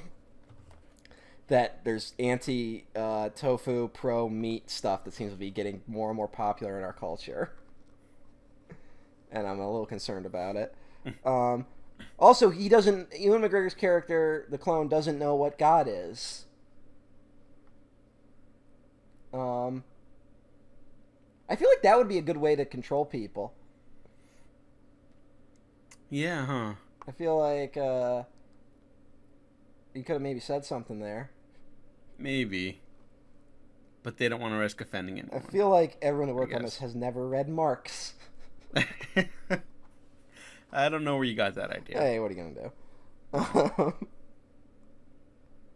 Yeah, maybe you don't have to remake this movie like I was talking about, but you could take, like, the derivative concepts and make them more interesting with, like, a lens like that, remake, you know? Parts, the Clonus horror. Which I believe has like missed that one. It has basically the same plot about cloning people for organs. Oh, okay. Yeah. It's like Is it good? If you like B movies, it's fine. All right. So like 70s. I think Mystery Science Theater did an episode on it. Oh, okay. It's one of these things where it's this weird thing of like, wow, I can't believe they were thinking about this in 1970. You know, like sometimes you're kind of amazed at how much those movies get right. I mean, looking back at, like, the history of film, you know, like, some stuff gets, like, kind of, like, praised now as, like, being, like, so progressive or like, really, like, new and exciting. And it's like, they did stuff like this before. Yeah. It's just now they're repackaging it to us. And it doesn't mean they're not good. It's just, like, you know, if you're interested in movies, there's other stuff out there like anything you're watching now. Mm-hmm. And that's kind of what's so exciting about the history of film, you know? I mean, like, the Battle of Algiers would, like, blow people away now if more people saw it, you know? Yeah, probably. But I don't want to get into a whole thing if people are like, that. why isn't Batman in it? Well, no, like, once you watch, like, any film from, like, the German Expressionist era, you're like, oh, this is where Tim Burton got it from. Yeah, yeah. I hope all those kids that were into Tim Burton, like, will watch those movies. Some of them do. I know some of them that were super into Tim Burton and now are like, yeah, I'm done with him. And they've gone back to check out his influences. Not all of them, for sure, but, you know, some do it. We should do Tim Burton movies on here one of these days. We talked about Batman Returns. We're good. What's a good Tim Burton? Has Tim Burton ever directed a big flop? Are you serious? I really can't think of one. Like, well, his last, like, decade of films alone. Yeah, but they made money. Not all of them. A lot of them did. Really? Yeah. Like, Dumbo made money. Oh, that's unfortunate. Like, not as much. I think it like made $350 million or something like that, but that's still money. Michael Bay's Dr. Caligari. Now there's a movie. Wow. Like, didn't Dark Shadows make money? Not really. Dark Shadows. No. That one was a bomb. That one bombed. Yeah. But I just remember he kept kind of getting, like, it was, like, shocking that his movies did as well as they did. Yeah. Well, Tim Burton was a marquee name for a while. How much did Mars Attacks do? Because Mars Attacks would be great to do. 70 million budget, 101 million box office. I mean, that's a bomb. Yeah. That's an interesting movie. You could do that. We can do it one day. Gear up for next year. I don't know how much else there is to talk about the island. Well, Ewan McGregor meets his clone. I mean, his original person. Who turns on him. Sorry, that was just, like, so matter of fact. Yeah, like, yeah. I mean, it's just, you know. Like I said, where it's, you know, here's where I say where I talk about, like, cynicism and shit like that, where it's like, I'm the guy who said that I think a better version of this movie would be one where everyone's kind of aware that this is happening, which is probably more cynical. But a movie like this, where Ewan McGregor's original person turns on his clone, because he's like, hey man, I want to live. I think in a weird way, it lets the audience off the hook of being like, well, I wouldn't do that. I wouldn't make a decision that this simple person made, you know? Mm-hmm. You don't have to think about, like, the large system of it all. I think that's sort of like evil. It's a weird way of being like, all right, there's the bad guy who did this. I wouldn't do that in this situation. But then all you have to do is look at what stuff that even good people just kind of passively accept about our world today. Or we ultimately feel powerless to stand up to. And, yeah, I think to boil it down to, like, well, people do whatever they want to survive. Excuses horrible shit our governments and corporations do as just being human nature, which is bullshit. That's a pretty good point. Yeah. Yeah. Goddamn right, it's a good point. No, I mean, if movies can't organize us at the very least, need to, like, speak to something truthful, and, you know, that would at least, if it doesn't plant ideas in people's minds, it's out there, you know? It's... Yeah. It would make the film at least a more active viewing experience too. Well, the problem is because like just like on the baseline like film engagement level, it's not that exciting to watch. Yeah. You know, and I think that while being a much more aligned with our like our own political philosophies, would definitely spruce up like the stuff in the second half from just being like a twisty turny plot machine.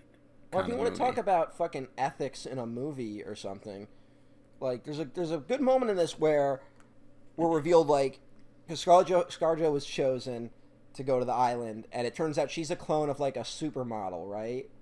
Mm-hmm. And the supermodel was in a car accident and needs multiple organ replacements, right? And it's like, well, we have to do this within 48 hours or she dies. So that's an interesting ticking clock, you know? Mm-hmm. It's like, what are the ethics of that? Like, should this woman... And we meet that we at one point, ScarJo calls the number and, like, talks to her original person's child. Yeah. And it's like, oh, that's this kid's going to lose a mother. Like, it's a weird place to be in. Mm-hmm. In terms of a story, and you could have done something with that without even adding like this whole other element like I wanted to bring in. And it's weird that they throw it out there that it's like we have 48 hours to do this, and then they just kind of forget about it.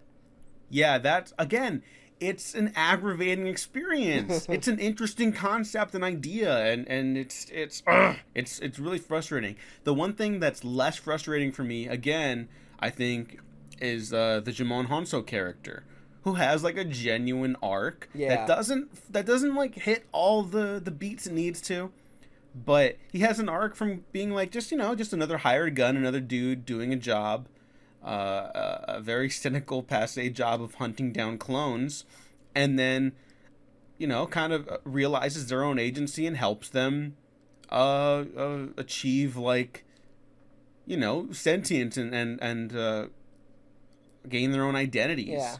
Apart from that, and what do you know it, this film also kind of relegates him to a supporting role of a white savior. Yeah. So, which is unfortunate. It's a shame. And also, again, like, not to be too mean, but it's like it's also part of that cynical thing I thought, where it's like the one character doing the wrong thing, it lets the audience off the hook, being like, I wouldn't do that. But then when he does the right thing, you go, I would do that in that situation. I think it's a way of just making the audience feel good about themselves. And, Michael Bay makes crowd-pleasing movies. I understand why he made those decisions. All these decisions seem to be made to make this movie enjoyable for a mass audience. And then no one saw it. Yeah, and then no one saw it. And just because you can't market this fucking movie. Mm-hmm. As much as I hate marketing people, I do think they kind of had a point where it's like they didn't know how to market it. Although, like I said... This one's definitely a little weirder than, like, the usual stuff that they say they can't market. Well, like I said, my big problem with marketing is I don't know any other industry where you hire them to do something and then they say, we can't do it. Like, the amount of stories you hear about marketing where it's like, we don't know how to market this movie. And it's like, it's your fucking job. Find a way. To let those people dictate so much about what goes into a movie is infuriating. Because marketers are, like, the least creative people on earth. So, I feel like there was probably a way you could have just been like... I mean, think about it. Inception's like a few years is like, not that far later. And that whole movie is like, what is it? What's going on? Like, they didn't tell you what the movie was in any of the trailers. Or the Matrix. The whole Matrix marketing thing was, what is the Matrix? Like, you could have done something where it's like, what is the island?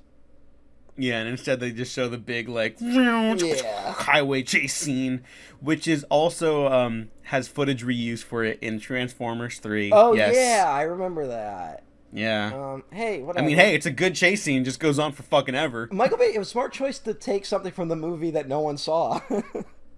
Yeah, honestly. Good for Michael Bay. Yeah. I mean, like, he does kind of just shoot, like, whatever. He says he goes in with a game plan. I don't really believe him when it comes to the action stuff. But he does shoot, like, a lot of interesting angles and stuff like that. The problem is he's shooting everything. And, like, assembling it later. Hey, did you know some of the producers on this that were some of the big DreamWorks people? They went on to produce movies like Men in Black International... Rings, and allegedly they're working on that Gladiator sequel they keep talking about. That's not happening. And that Barbie movie that I believe now just got, what's her name, is going to direct it? Greta Gerwig's writing and directing, and it's starring Margot Robbie. So they can fuck off because that team sounds incredible, and now they're on a fucking Barbie movie. Yeah. I mean, hey, whatever. This isn't anti-Barbie. It's just me being tired of IP. Yeah. Cash those checks, Greta. Yeah, no. Good for the team. It's just like, God, you can get like the most talented people on Earth, and you have to stick them into Here's IP the thing. slots now. I feel like that those people doing it are going to do a very like tongue-in-cheek like satire of Barbie. It feels like that's the group you just got to do the Barbie movie, mm-hmm. and no one's going to want to see that. I'm sure the movie they make will be good. No, I'm sure don't it'll be think good it's too. going But I'm to just do saying, well. in terms of like appealing to people, it's not gonna be good. No, I think it's probably gonna like. It's gonna be like I think at best it'll be like Josie and the Pussycats. Oh, ooh, okay. Hey, great movie, fucking bombed. Mm-hmm. This movie seems like, I gotta be honest, I don't think this financially makes a lot of sense. You realize how much money it would cost to keep an operation like this functioning and also secret? A lot. Yeah, doesn't make sense. Unless you're a 9/11 truther. Yeah. I will say, though, there is a reading you can do on it that I don't think the movie intends, but it's kind of interesting in a post, like, Theranos world, where maybe Sean Bean set out to do what he initially did with the organ harvesting thing, where it's like, oh, they're just these sacks of bio meat and stuff. Mm-hmm. Maybe that was his intention, but he could never really get it to work. So he's like, well, we'll just clone a few for now until we get the science working, and then they never got the science working. And so it's like a lie that just spun out of control.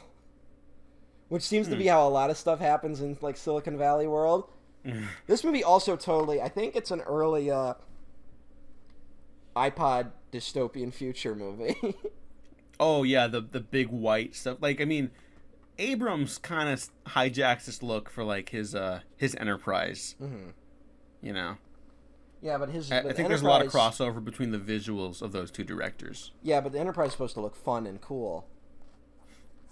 And every Apple store looks like...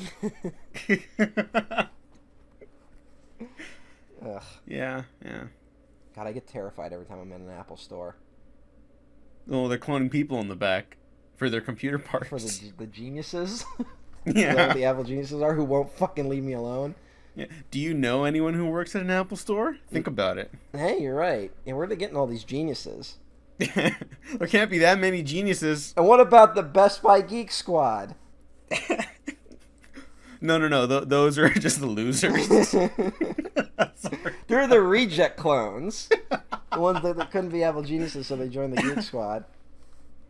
You remember that moment where like you started talking to one of those guys and you realized you knew more than them? Aww. Geek Squad. Geek Squad. The Island Squad. The island. Geek Squad, you're going to the island. They do go to an island at the very end of the film after they free all the clones. Everyone's running a lot.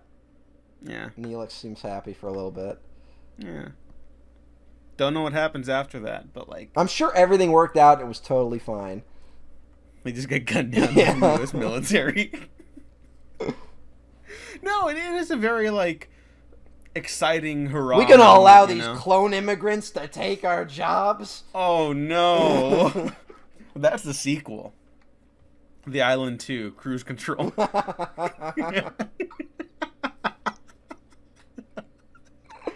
Somehow involves a boat.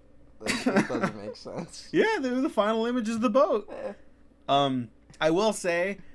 whoever came up with the title Speed 2 Cruise Control should be shot. No, it's perfect. But I will say, the ending of the film, like the ending sequence where all the clones are running out and stuff like that, it's very like visually invigorating. The white suits against like the harsh desert sands and stuff like that. But then you also run into the problem where it's like it should be this moment that kind of elevates the audience and like gets everyone excited, but you also don't really know what you're looking at for a couple of the shots. That's kind of the problem. And that's totally the Michael Bay problem where it's like he loves his telephoto lens, he loves his like movement of the cameras and the swooshing. God damn, like, every fucking scene in this movie. Yeah. Like that's the thing where it's like I honestly want to be like full on like the Michael Bay like hype train. Because, like, so few guys even bother to do what he's doing now. Mm-hmm. And that's, like, frustrating because movies just look so boring. And that, I will say that chase in the middle is pretty great. It goes on a little long, but it's still, like, pretty impressive. Yeah. But it's just, like, goddamn, I'm, like, exhausted 30 minutes into the movie and nothing's happened. You know? Like, mm-hmm. I was thinking, like, the reveal of, like, the clones is actually pretty inventive with, like, how the camera moves. Like, that's a pretty good sequence. But it's, like, every scene's like that. Yeah. Yeah. I mean, because, he's a huge Coen Brothers fan. We talked about it before. Yeah. He keeps poaching everyone that they work with because he clearly likes their stuff. And, there's that great video about, like, from the old YouTube days now. Yeah. Every frame of painting referring to, like, how they shoot, like, reverse shot, the Coen Brothers specifically. And, like, there's an art to the reverse shot. It doesn't have to be stilted and boring. It can have purpose. And if Michael Bay just got, like, that basic element down, I think he could make, like, a truly great film. Well, don't forget, Every Frame of Painting also did, like, one of the early, like, we should treat Michael Bay seriously videos. Yeah, and they don't even like Michael Bay. Yeah. And, but he made some good points. He makes good points. And I will say, wasn't there that story, though, that, like, I think this is why he stopped making those videos, is that after he did the Coen Brothers video on shot reverse shot, there was, like, a huge uptick in, like, film school shorts being shot exactly like that. Oh. And I think he was like, I don't want to influence people like that. I remember some story like that going around.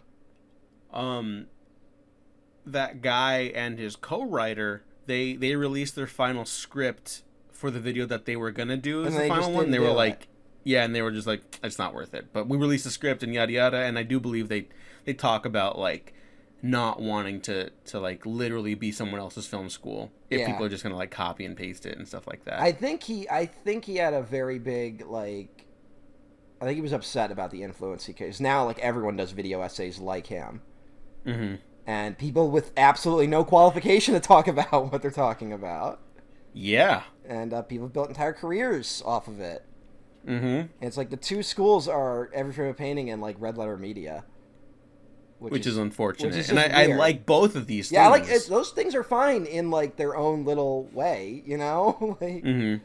But when everyone's doing that, it gets a little weird. And yeah, I don't know, man. Although now I'm like, it's that thing of, like, the internet always gets you, like, there's always a backlash to the backlash to the backlash to the backlash. And it's like, I don't know. Now everyone feels like they're against all video essays, and I don't want to be that guy. Mm-hmm. It's like, I think there's a value to it, but I don't know. It's such a mess. And I think we're contributing to it a little bit with this fucking podcast, but no one listens to it, so we're all right. Yeah, we'll be okay for a little while at least. Yeah. Watch this one be the one that just fucking blows up into like the millions. It's like, yeah, they're making good points about the island, and I'm like, dude, I barely graduated high school. Don't listen to me. Yeah. No, if that happened, then I'd be like, yeah, it's probably time to stop. Yeah. But I've always come very close to, like, actually making a video essay, and I don't know if I'd feel comfortable doing it. I think you have to at some point. I guess. Yeah. I feel like if nothing else is going on right now because the world's terrible, I should at least try. Yeah, I think you could do it. Because I'm either gonna die on a fucking Earth that's on fire, or I'm gonna die on an Earth that's on fire, but I made a video essay. Or you're gonna die in an Earth that is submerged completely underwater. Waterworld. Yeah! We're doing Waterworld. No, we're not. That's a failed blockbuster. That totally is, but we're not. That's like the failed blockbuster. But we're not doing Waterworld. No, but that's... I don't know how that didn't even come up in conversation, though. I'm just going to leave this in the episode so people know where we're coming from and how much thought goes into these. Because you released the episode, the first one of the series, and it's still me going like, yeah, we're going to do like 3 of these. And like, I think now we're up to, what are we up to? What's the series going to be? 10. We're going to do 10. We're going to tap out. Yeah. Then next year we'll do more. We might come back to this one like a mini series later down the line. Yeah, I think this would be a fun like summer thing. Mm-hmm. Like every summer we do a blockbuster thing. Yeah. Until we die in 5 years. Yeah, until the world blows up in like 3 months. Yeah, that's The Island. Is there anything else you want to mention? Because I just really wanted to mention again that, like, I think Bay is genuinely talented, has no sense of formal control, which is both why I love him and am frustrated by him. But his movies look like fucking movies, and I really appreciate him as a filmmaker, regardless. Michael Bay, make a 90-minute movie challenge. That would probably help, yeah. If he can get these movies to 90 minutes, I will defend him for the rest of my life. He needs to, like, He needs to work with, like, the editor Bob Murakowski or something like that, you know? Just like, dude, Michael, you can't... there's no information being conveyed here. You know what the problem is? With the amount of money that goes into, like, the average shot, I bet you it's tough to, like, cut scenes. Because, like, we spent $5 million on that. It's like, well, it's on the cutting room floor now.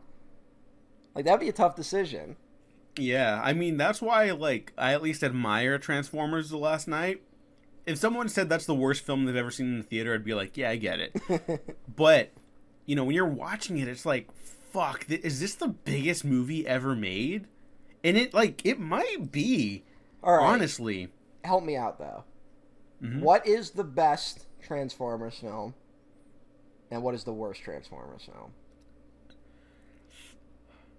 That Michael Bay I would did. honestly say, like, Transformers 3. Like, the last hour of that movie, I think, is, Good like, Lord. peak Michael Bay. Yeah. The worst one is either 2 or 4. Okay. It's tough. I'm obviously on the Michael Bay train, but even I'm like, I can't really get through those. Well, it's too much. I'll take your advice, Diego, and I'll watch The Last Night. I don't know. No? You're just going to come back, like, furious next week? Probably. I mean, I don't know. Maybe I'll like it. That's a lie. We'll see. I hope you like aspect ratio changes. Oh, boy. I'm sure he did it for a very specific reason. Anyways, that's The Island. Would you recommend this movie, Matt? We haven't really been, like, fully recommending or not recommending all of these, but this one I feel like deserves the discussion. Yeah, not really. Okay. If you can get a hold of it very easily and you have an evening to waste alone, yeah, check it out. If it was streaming somewhere, and that's not me, like, just being a, like, lazy fuck. I mean, like, genuinely, like, if it was, like, free to, like, to watch because you were subscribed to some service somewhere, then I'd say yeah. A rental, maybe. If you don't like Michael Bay, don't even bother. Like, if you don't like a single Michael Bay film, don't do it. I don't think you'll get anything out of it. Everyone else, I think if you haven't seen it, check it out. You know, if you miss movies that look like movies, even when they don't really work, check it out. There you go. Or you could watch a Tony Scott film. Oh, yeah. I mean, look. Yeah, Tony Scott is obviously, like, Michael Bay's, like, far superior. But if you don't have access to any Tony Scott films for some reason... You know what was infuriating? I tried to... Because there was a fucking stupid Twitter prompt recently about, like, what are the best blockbusters in the last whatever? And I tried to contribute to it, and I couldn't figure out what the definition of blockbuster was. So I decided, well, it's any movie that's made over $200 million. Guess who didn't have a single movie that made over $200 million in the 21st century? Nicholas Winding Refn. Well, yes, but... No, Tony Scott. Yeah, that fucking sucks. Meanwhile, fucking every Transformers movie made $1 billion. God. Where it's like, we wanted to go like, yeah... Michael Bay, compared to other directors, is a real filmmaker. There's better ones that are also being unsung. Yes, I agree. But I'm only saying that just because we're talking about The Island. Yeah, I get it. But there's other directors out there that aren't making billions of dollars. Yes. That are making real blockbusters. And then they seem to get shit on more than Michael Bay these days. And that's a little frustrating. I'll just say that. Yeah, but that's another topic for another time. Matt, thanks for joining me again. What the fuck are we talking about next week, and where can people find you? I genuinely forgot. Well, of course, we're talking about... And then put, like, a robot voice of just me saying the movie. Let me see. I have the list right here. Okay, so the last 4 we're talking about are Titan AE, Speed Racer, Titan Master AE. and Commander, Big Trouble in Little China. I think in that order. I thought we wanted to end with Master and Commander. Yes. It was either Master and Commander or Speed Racer. I don't remember. I remember Master and Commander because the point is that these are all failed blockbuster, but now there's going to be a Master and Commander prequel. So the next one is Titan AE. Yeah. Get ready for the human race. It's a good tagline. Yeah. We will see if it leads to a good film. Yeah. It's going to be interesting. There's a lot to talk about. That is like literally like not just the end of a filmmaker's career. It is like the end of an entire like battle happening within the animation industry. Mm-hmm. It like dies in that moment. So that's going to be really fascinating. Yeah.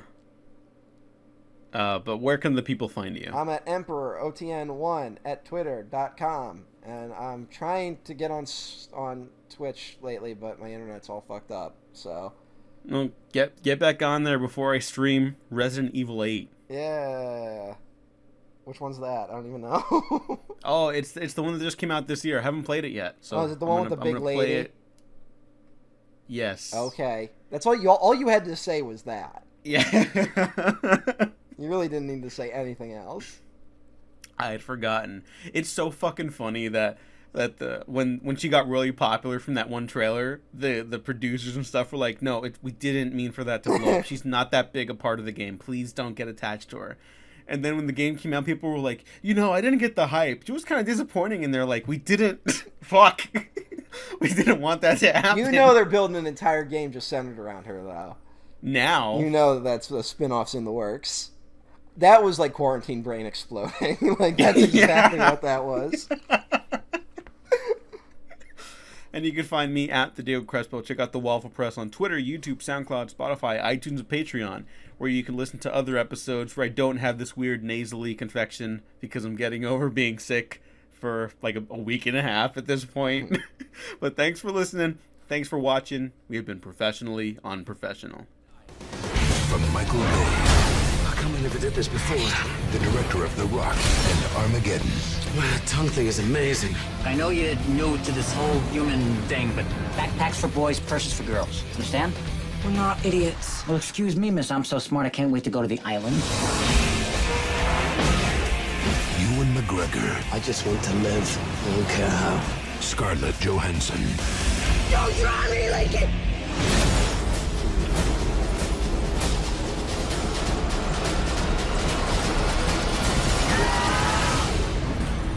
You still think there's an island?